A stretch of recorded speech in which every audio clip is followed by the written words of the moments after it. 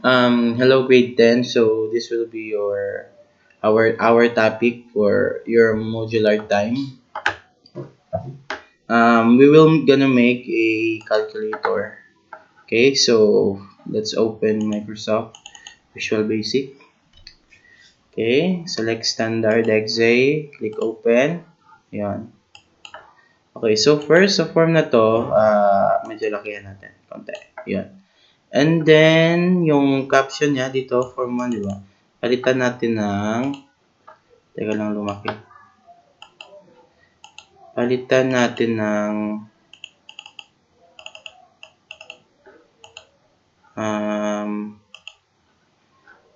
caption na calculator. Ano lang.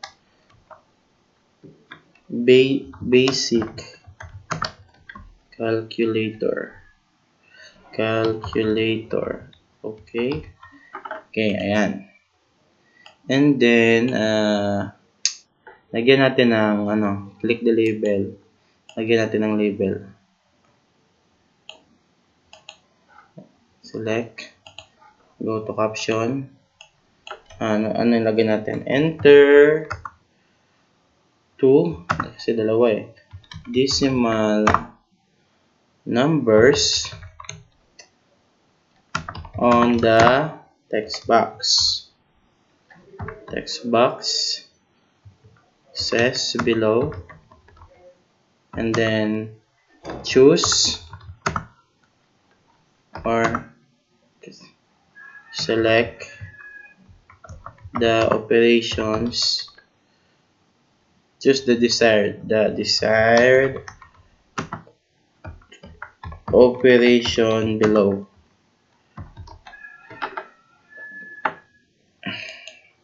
Palitan natin parang puro below eh.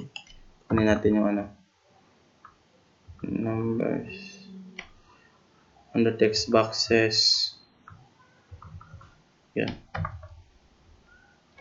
Yan. And then, lagyan natin ng konting arte. Lagyan natin ng auto size. I-ano natin to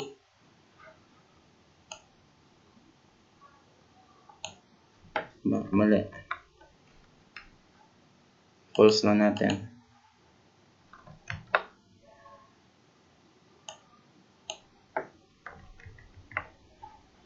Auto size false.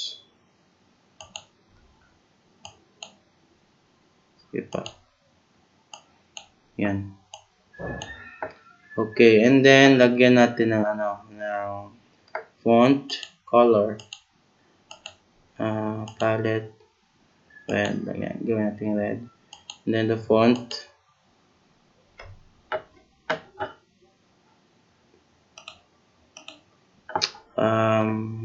gawin natin bold. Bold and then naka-italize. Medyo lakihan natin. And then yung niya is ito lang. Kaya na bahala kung ano yung Ayan. Okay na yan. Okay na yan. Enter 2 decimal numbers. Ayan. And then, insert tayo ng text box. Ito. So, dito, sa gitna lang natin ilagay. Text 1. Right click, copy. Paste lang.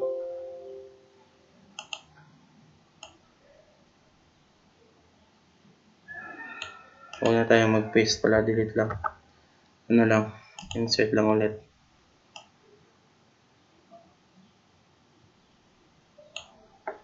Yan. I-ano nyo lang na same yung size nila. And then, text 2. Text 2, text 3. Yan. Okay, so, dito, yung niya,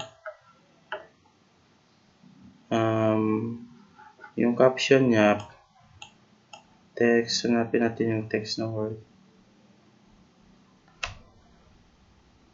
Text 1. Teka lang, hanapin natin yung palitan natin yung content. Ito, yung text na to na word. Palitan natin ng delete lang pala natin.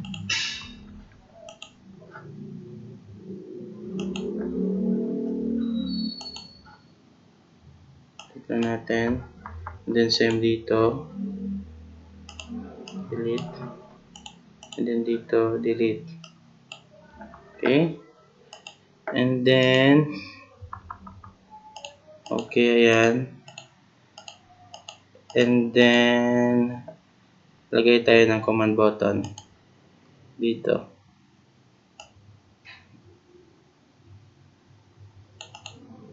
Command 1. Yeah, add pa tayo. Command 2.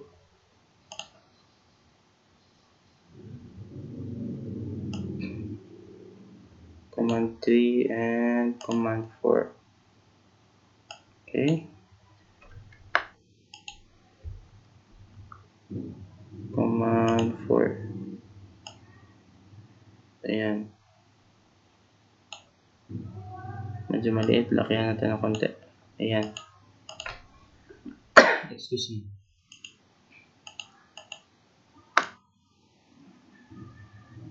Ayan. And then yung command na to, medyo natin, naliitan natin ito. Medyo malapad eh. Ayan. Okay. So ito, yung command na to, teka lang, iusog natin ng konti.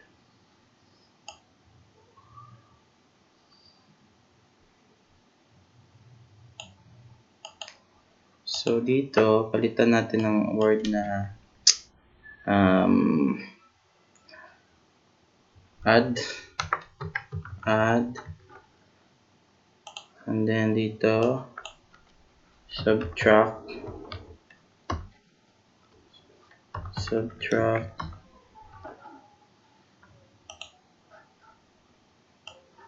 multiply, and then divide ba? Division. Okay, so ayan. So dito,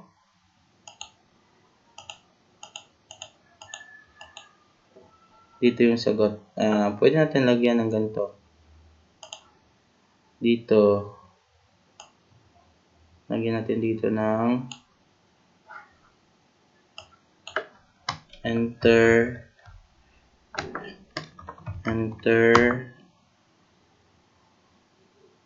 number. Yan. And then ayan. Baba natin, palayo natin ng konti.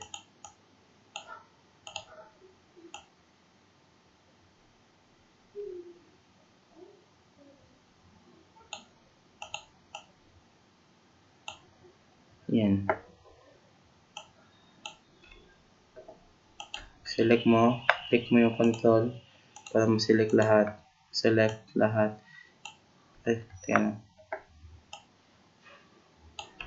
Select, control. Ayan. Para ma-move siya masabay. Ayan. And then, enter number. Dito natin lagay.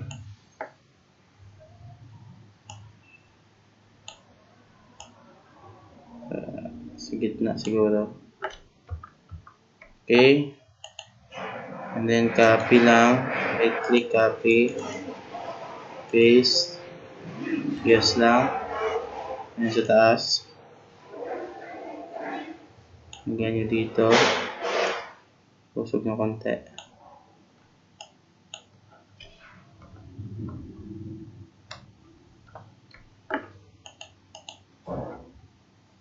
Select.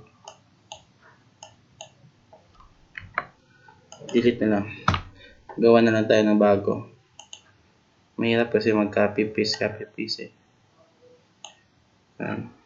Palitan mo yung caption. enter number. Yan. Tapos, dito, label again, dito, lagay natin dito, result. Ayan. Okay, so modify natin yung ano niya, yung to size. And then, back color, palit black lang. And then, yung back style, transparent lang. Para wala siyang ano. And then, font. Natin mo. Medyo lakihan natin. 11 siguro. Yan. Lapit natin dito. Yun. Same din dito. Modify natin yung appearance. Auto size. Yung box. With blue. Tapos, back style. Transparent lang. Yan. And then, font. Natin yung tatlong tuldok na to. Gawin natin 12, naka-bold. Okay. So, medyo malaki.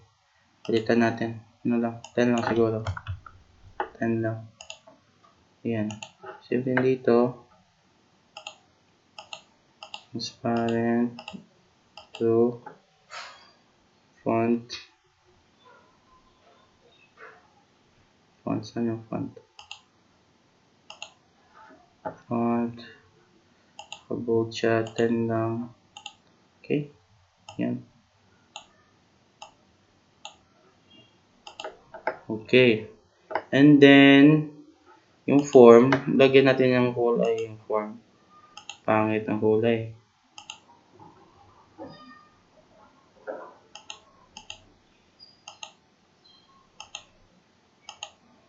Ayaw. Back color. Ayaw palitan. Ayun. Tapos ito, yung back style, palitan natin ng transparent. Yung label. Ayan. And then, ito. Same lang din. Palitan natin yung font niya.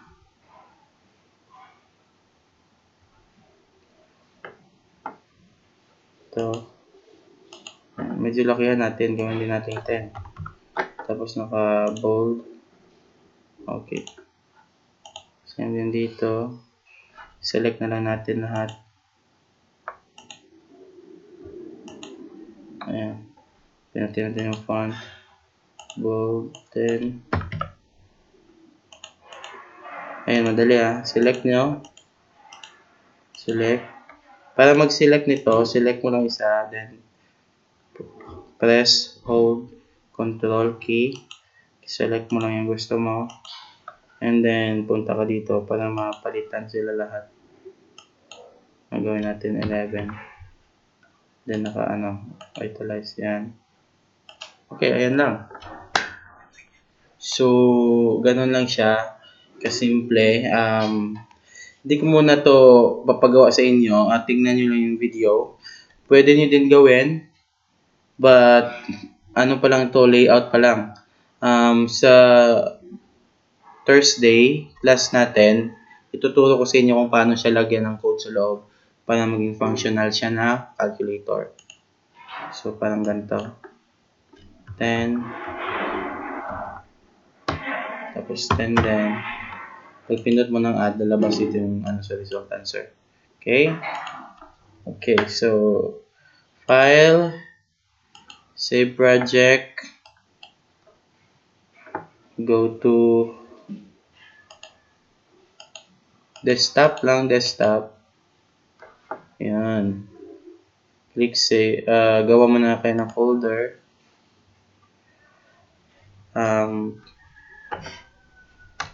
PT2 underscore. Masilipatan mo siya ang sinampay. Adugduman ko na lang, sir. Sir. Okay, anyway. ET, and then your first name. Pain lang sa akin. Pain dyan. Save. Yan. And then, click lang kayo sa labas para ma-save siya. Yan. Click mo, open mo. Save mo dyan lahat ng file mo. Tatlo yan di ba? Kaya ayan na. Close natin. Ayan, ito siya. Anyway, pwede nyo siyang gawin ngayon or pwede nyo siyang tignan lang muna. Because i-lecture natin ulit to sa online class together with the codes. Kailangan pa natin lagyan ng code to dito. Yung loob niya dito para magkaroon siya ng function. Okay, so hanggang doon na lang. Tignan nyo na lang to sa YouTube and then I hope matutunan nyo siya. Thank you.